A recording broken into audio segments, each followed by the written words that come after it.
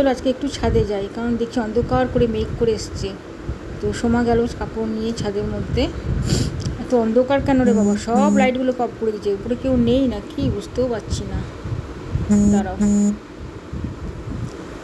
এই যে সোমা নিচে নেমে গেল, তোমাদেরকে উপরে গিয়ে দেখাই। ওয়েদারটা দারুণ করেছে, দারুণ। নিচেরও সব দরজা মরজা সব খোলা আছে, একটু সোমাকে বলে দিই সব লাগিয়ে দিয়ে যাক, না তো সব ভিজে যাবে। দাঁড়া উপরে যাই। এত মানে এই গরমটা এত পড়েছিল, আজকে হঠাৎ করে সকালবেলায়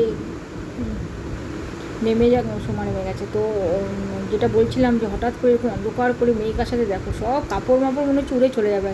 ওয়েদারটা জাস্ট দেখো, ওয়াও ওয়াও, এত ভালো লাগছে না, দারুণ লাগছে।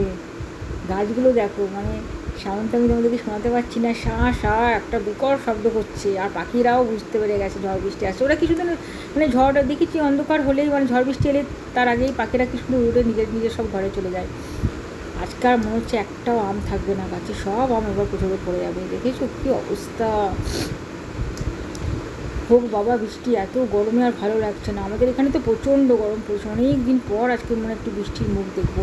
মাঝে মাঝে মেঘ করছে কিন্তু কেটে যাচ্ছে, মানে বৃষ্টিটা আর হচ্ছে না। এদিকে আমার সব কাপড়গুলো উড়ে পড়ে গেল, যা যা সব কাপড়গুলো এবার আমাকে তুলতে হবে রে ভাই। একটাতেও মনে ক্লিপ দিয়ে গেল না, ঝড় বৃষ্টি আসছে দেখে ও দৌড়াতে পায়, কোনো রকম কাপড়গুলোকে চাপিয়ে দিয়ে চলে গেছে। আকাশটা দেখছো বিশাল জোরে আসছে মনে হয়। এই সময় যদি সঞ্জীব ঘরে থাকতো না, মানে চিৎকার করে ফাটাতো, মানে একটু ঘরে প্রচুর দরজা, মানে উপর থেকে নিচ অব্দি এই দরজা ওই দরজা, এই বন্ধ করো বন্ধ করো, মানে আকাশে মেঘ দিয়েও চিৎকার চেঁচামেচি শুরু হয়ে যায়। কি ভালো লাগছে না, মেঘগুলো এরকম উড়ে উড়ে যাচ্ছে। হোক বাবা বৃষ্টি, কেটে না যায়, প্রত্যেকবার মেঘটা এরকম করে হচ্ছে আর কেটে কেটে যাচ্ছে, দারুণ লাগছে। আর ওই দিকটা আমার বাপের বাড়ির দিকটা, ওই দিকটা বৃষ্টি মানে মেঘ করলে আমার মনে হয় বাপের বাড়ির দিকে আগে বোধহয় বৃষ্টিটা হচ্ছে। চলো টাটা, বাই বাই।